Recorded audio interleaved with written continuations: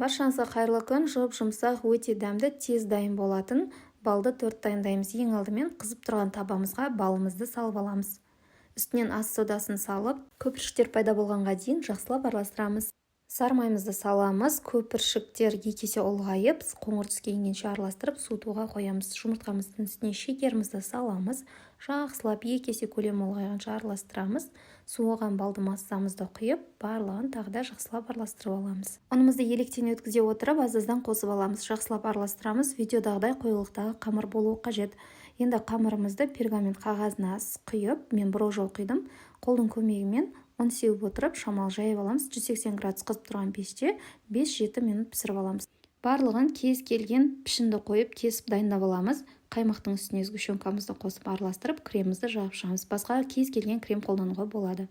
Ас болсын, басқа да қызықты рецепттер YouTube арнамда.